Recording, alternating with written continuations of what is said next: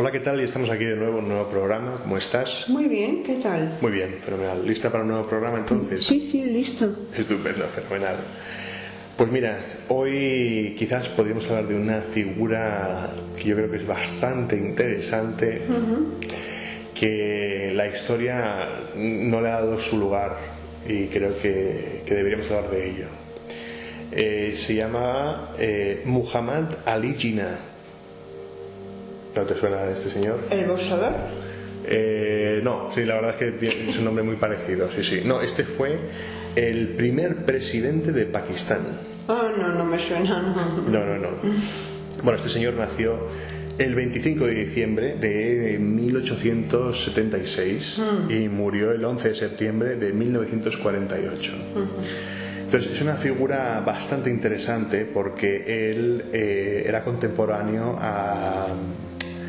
a Gandhi. Sí.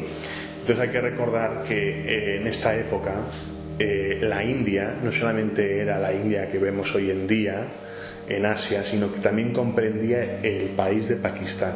O sea, lo que es Pakistán y la India, todo eso se le llamaba India. Sí. Entonces, tanto Jinnah como Gandhi abogaban por la independencia de la India. La única cosa es que, por una parte, diferenciaban el método y la manera de hacerlo. Quizá porque Gandhi era más pacifista y el otro más violento. Bueno, claro. Sus métodos. A ver, la cosa es que los dos eran abogados, entonces entendían mucho de leyes. Sí. Y eso les unía mucho. Pero también que comprendían que la India no es solamente un tipo de persona, sino que comprime muchas diferentes culturas. Sí. Y sobre todo dos grandes religiones, que era el hinduismo y el islam. Entonces, claro, tradicionalmente la gente vivía en sitios donde ambas religiones practicaban su religión y de algún modo se respetaban. Lo que pasa es que, claro, con los ingleses, cuando formaba parte del Imperio Británico, lo que tampoco les interesaba a los ingleses era que hubiera tanta paz y entonces le interesaba que hubiera cierto nivel de desorden, pero controlado. Sí. O sea, que vieran que hiciera falta que estuvieran los ingleses allí para mantener el orden. Claro. Cuando los ingleses eran una minoría en un país donde habían a lo mejor 200 millones de personas, lo que comprende la India y Pakistán, pues a lo mejor los ingleses eran unos 300.000. O sea, no llegaban ni al 1% de la población y eran los que controlaban todo. Entonces, claro, ¿cómo sometes a una población así? Entonces, por una parte, estaba la figura del gobernador, que era el High Commissioner, una persona que tenía este título, y lo que se le decía es, bueno, usted tiene que mantener el orden, sea como sea. Entonces, había gente muy poderosa, los Rajas, como una especie de reyes, ¿no? Entonces el High Commissioner lo que hacía era que a estas personas se les daba ciertos privilegios y cierta libertad para controlar un cierto número de personas. Entonces eran como unos pequeños reinos en el que se sometían a la ley inglesa. Entonces, claro, por una parte, claro, Gandhi lo que ve es que está la ley inglesa, ¿no? Pero él tiene la posibilidad de ir a estudiar a Londres como por formar parte del imperio. Entonces puede experimentar de primera mano las leyes inglesas, pero también el primer racismo, el primer contacto con el racismo que hay, que es cuando él ya termina y se va a vivir a Sudáfrica. Entonces no tanto el racismo entre blancos y negros, sino entre indios e ingleses. Sí, claro. Sí. Entonces que se les consideraba gente de tercera. Entonces cuando Gandhi pues empieza a hacer un movimiento de una forma muy pacífica. Entonces, claro, comprende que la violencia no justifica, porque aunque, o sea, la idea que él tenía era si tú utilizas la violencia, luego justifica acciones en tu contra que luego no puedes llevar a cabo tus fines. Pero esto era diferente a lo que pensaba Jinnah, que él lo que pensaba era que la única manera era echar por la fuerza a un opresor, que eran los ingleses. Entonces él, bueno, es bastante curioso porque él se enamora de una persona que es india, que no es de la misma religión que él. El presidente de Pakistán. Sí, pero en ese momento Pakistán no existía. Claro. Formaba parte de la India, era un abogado cualquiera. De hecho, es una persona muy acomodada, viene de una clase media alta, forma parte de una élite, muy diferente a Gandhi también en ese sentido, que viene de una clase más bien humilde. Y Jinnah lo que hace es pues rodearse de gente de élite. Entonces, claro, también practica la abogacía, comprende las leyes inglesas, defiende a mucha gente inglesa también en la India, contraria muchas veces a lo que él pensaba para poder ganar dinero y hacerse un nombre. Pero esa es la cosa, que luego él se enamora de una mujer que es india. Entonces, claro, él, al ser musulmán, es interesante porque los padres prohíben ese matrimonio.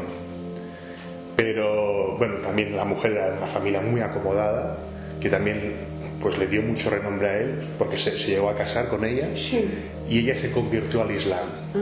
Entonces tuvieron una hija y estaban muy enamorados, se querían mucho.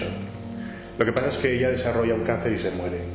Entonces él se queda con su hija y se queda viudo, básicamente. Entonces emprende ya un camino con Gandhi hacia la independencia, y él ya empieza a ver que quizás la no violencia ayuda, porque ve los logros que está consiguiendo Gandhi. Lo que pasa es que hay muchos disturbios dentro de la India entre los musulmanes y los hindúes, sobre todo por parte de los hindúes, porque era una gran mayoría. De hecho, puede ser que sea en torno a un 80%, 20%, o sea que había un 80% hindúes y un 20% musulmanes. Entonces los musulmanes se sentían minoría en un país mayoritariamente hindú. Entonces, a través de los años ya empiezan a poder dialogar con los ingleses. Ocurre la Segunda Guerra Mundial, y muchos dicen ahora es el momento que hay que declarar la independencia porque es cuando más débiles están. Y Gandhi dice no, justamente es al revés, ahora es cuando más hay que apoyar al Reino Unido, al imperio, porque así cuando terminemos nos darán la independencia. Y eso hicieron. Entonces, una vez que terminó la guerra, se les concede la independencia a la India. Lo que pasa es que en el momento de la independencia hay una gran disparidad entre los líderes, sobre todo entre Jinnah y Gandhi, en cómo debe ser el nuevo gobierno y cómo se debe formar, ¿no? Entonces, porque Jinnah dice, mira, lo ideal es que hagamos dos estados directamente, un país donde la mayoría será musulmana y otro país donde la mayoría será hindú, y así no tendremos ningún tipo de problema. Y Gandhi decía, no, si justamente lo que tenemos que hacer es un único país donde estemos todos unidos, porque somos todos parte de la misma India. Y que se acepten las dos religiones. Sí, exacto, un ejemplo de libertad y de igualdad, ¿no? Lo que pasa es que Jinnah no acepta y ve que esto es imposible. Entonces Gandhi se le ocurre hablar con los diferentes líderes del partido que abogan por la independencia, y sobre todo un señor que se llamaba Nehru, que un día hablaremos de él, en el que Nehru iba a ser el primer ministro de la India y cede para que Jinnah sea el primer ministro, el primer presidente de la India, con tal de mantener la paz y que sean todos pues como una gran familia, ¿no? Entonces Gandhi le dice, mire, señor Jinnah, usted puede ser el primer presidente si quiere de la India, y usted puede nombrar el gabinete que usted quiera. Pueden ser todos musulmanes, pueden ser parte musulmanes y parte indios, pueden ser todos indios, lo que usted quiera. Y Jinnah rechaza eso. Hubiera sido el presidente, claro, el presidente del país más grande del mundo, con las mayores capacidades y con todo, bueno, un país por construir y que sería siempre recordado como un gran líder, pero él rechaza esto.